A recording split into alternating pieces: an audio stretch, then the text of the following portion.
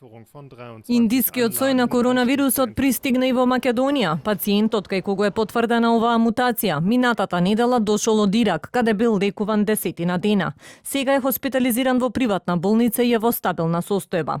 Индискиот сој е многу позаразен од другите соеви и побрзо се шири. Сепак, од Министерството за здравство велат дека пациентот бил навреме изолиран и не представувал ризик за јавното здравје. Според епидемиолошката анкета која е направила болницата, пациентот се вратил од Ирак, каде предходно 10 дена бил болен и хоспитализиран.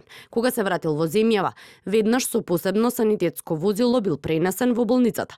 Состојбата на пациентот е стабилна и овој пациент не е знак за ризик. Епидемиолошката состојба пак според здравствените власти е стабилна. Очекувањата се дека периодот нема да има зголемување на бројката на заразени. Сепак, Комисијата за заштита од заразни болести денеска одлучи актуелните мерки, меѓу кои полицискиот час од полнок до 4 наутро да устанат на сила до 15 јуни. Овој предлог на Комисијата е со цел да се ограничи дополнително групирање во доцните часови.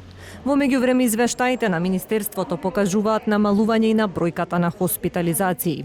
За прв пат од почетокот на епидемијата, лекарите овде на инфективната клиника почнаа да прегледуваат веќе пациенти со други инфективни болести.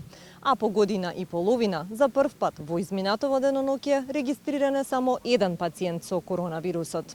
По долго време и бројот на активни случаи на заболени од COVID-19 падна под 1000. Во моментов, според последните податоци, има 464 активни случаи, од кои најголемиот дел се во Скопје.